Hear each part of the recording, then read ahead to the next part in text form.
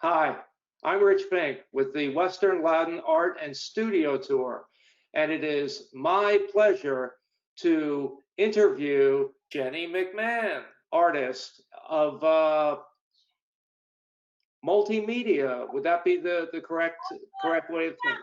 I kind of I called it a couple different things over the years. I used to call it found object art, but I guess multimedia sort of fits it best. Okay, all right, that's great. So, how are you doing today, Jean? I'm great. How are you? I'm doing well. I'm doing well. So, why don't we get started with you telling me a little bit about your artistic journey? Okay. Well, I grew up with a mother who did a lot of artwork. She did pastel work, oil painting, and she was also a potter. So I was exposed to it all growing up. My dad was also an engineer, and he did a lot of carpentry and woodworking. He built from scratch the barn in our backyard, and did, kind of dabbled in a lot of stuff like that. So I definitely had a hands-on introduction during my childhood. So I did a lot of drawing when I was young because that was just kind of the way I knew easiest how to express some creativity. And I knew kind of from early on that I wanted to be in art. When I got to college, I got a little panicked and I thought, oh my gosh, I can't make money at this. Hmm. So I actually majored in graphic design. And that was kind of my, all right, I can still be in a creative field, but I'll be able to support myself. Mhm. Um, which I loved graphic design for. But once I started having kids, graphic design is a very deadline driven. I would spend all nighters at the office, the studio frequently, so it just became not really something that I could do while I was trying to raise the kids. Um, so then I did a little freelance graphic design, and then I started shifting into, I sort of left the creative stuff for a while. We bought a house that needed a lot of work, so I just started doing it myself because I was home all the time.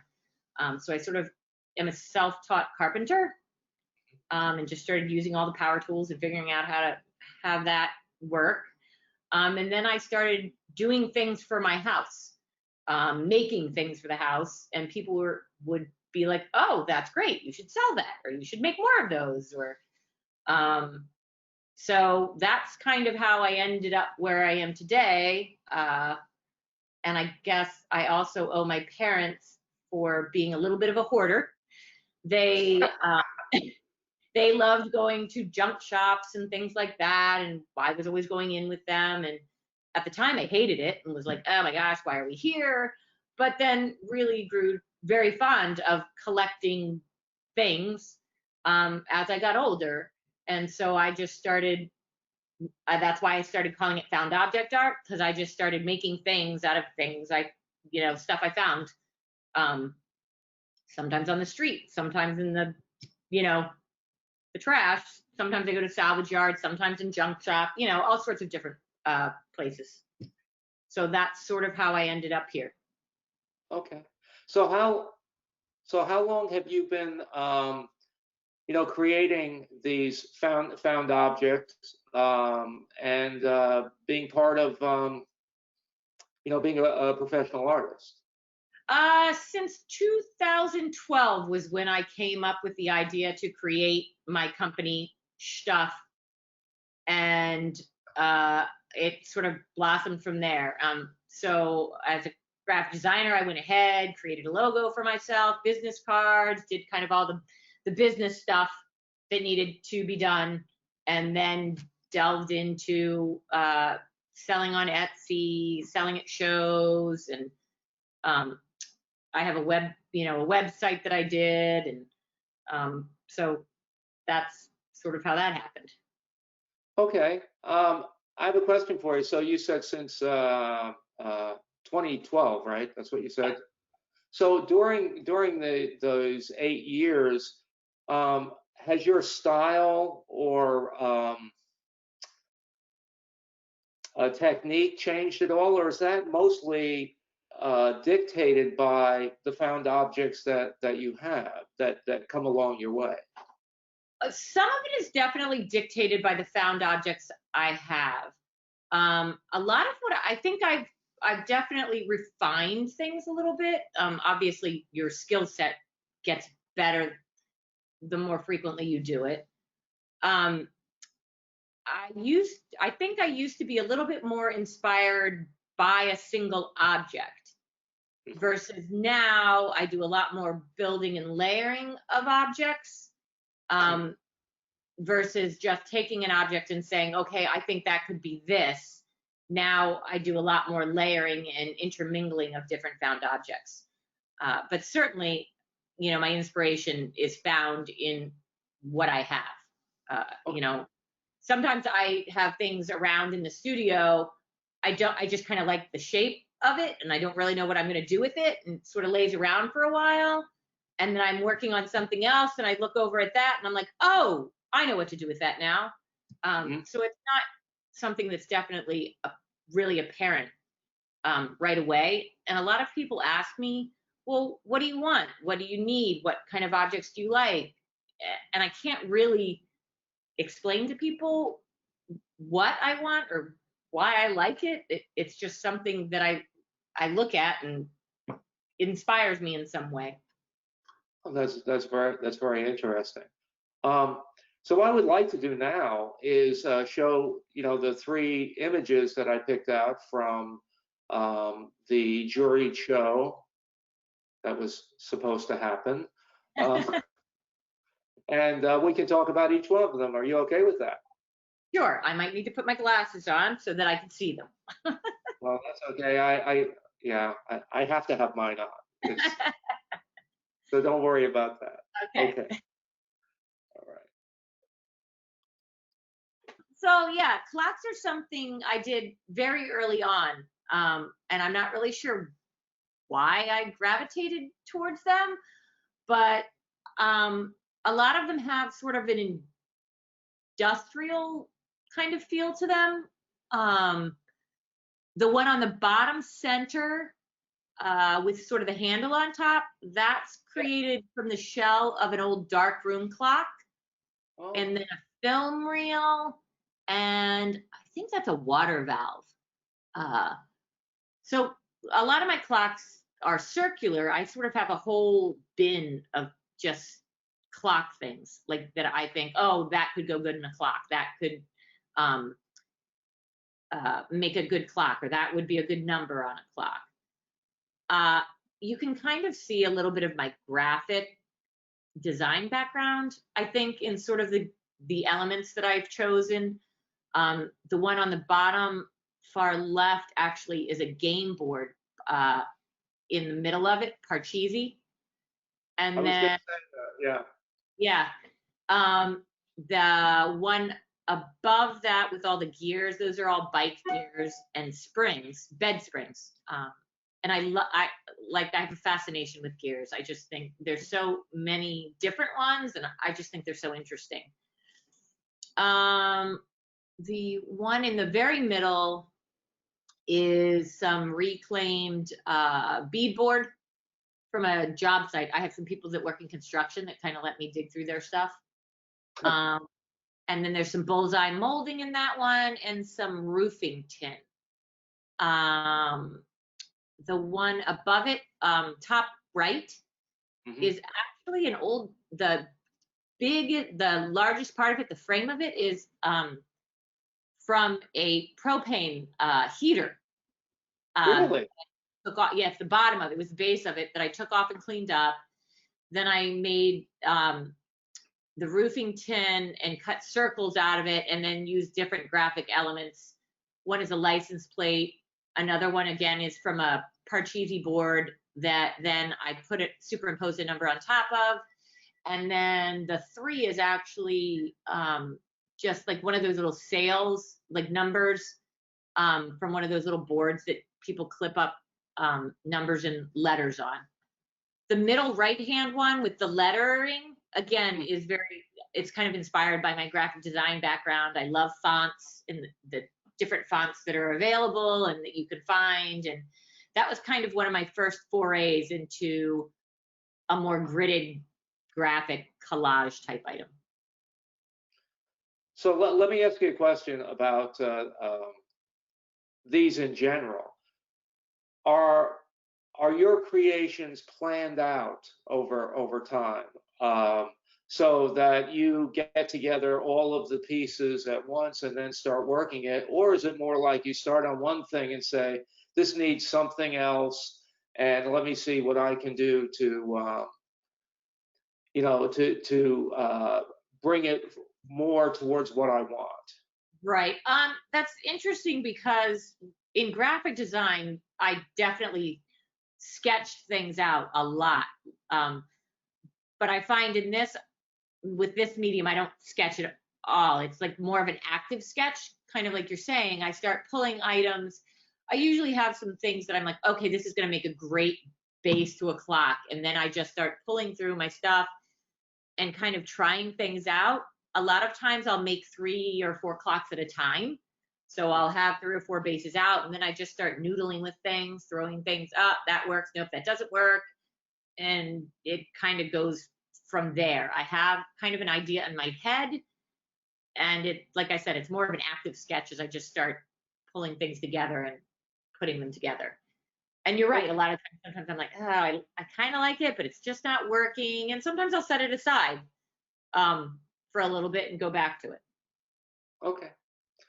All right, let's move to the center down of the typewriter. So this, to me, actually, see, this speaks to me because I've been a writer for at least 50 years. Oh, wow. Yeah, yes, and I don't know which type this is. I can't quite read it, but I started on manual typewriters a long time ago. Oh, I took typing class in high school. I thought it was hilarious when my daughter and my kids took keyboarding class. I was like, keyboarding class? We were on typewriters. Right. It really speaks to my love of vintage. I, not all of my things are vintage items of, any great value, but I do have an affinity for vintage stuff, just older stuff. And I think that, again, comes from my parents and their collecting of antiques and old things. And this typewriter kind of fell into my lap. I found it on, actually, somebody was getting rid of it on Facebook. And I was like, oh my gosh, I love it. And again, with this, I have taken typewriters apart before and used, there are lots of cool little things inside of them that you can use, lots of bits and pieces. But this one I loved, I think because the blue color of it, so it's very kind of 50s-ish. And so I was like, I don't want to take this one apart. So I was trying to figure out what I could do with it. And people love typewriters just to have them on their shelves. And I just tried to think of a way to make it sort of functional art. And that's what I came up with. Well, it's great. Great. I like the light bulbs too. It's like the writer getting the great idea. And I didn't even think about that. That is fabulous, though. Yeah. It's funny how you can read things into things that, like, I didn't even think of that. But now that you say that, I'm like, oh my gosh, it's brilliant. All right, let's move over to the last one to the right. There is a lot of graphic art in the creation of this piece, right? Yeah, you're right. Like I definitely am drawn to labels and advertising and all that sort of stuff.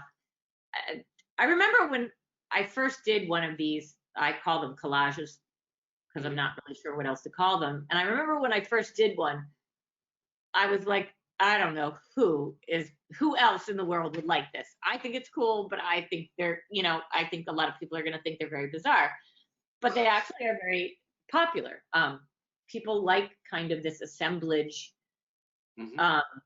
of little bits and pieces, and really making these things is a little puzzle to me. Usually what I do is I divide it up into to 3 sort of spaces to start with, to just kind of give me a framework.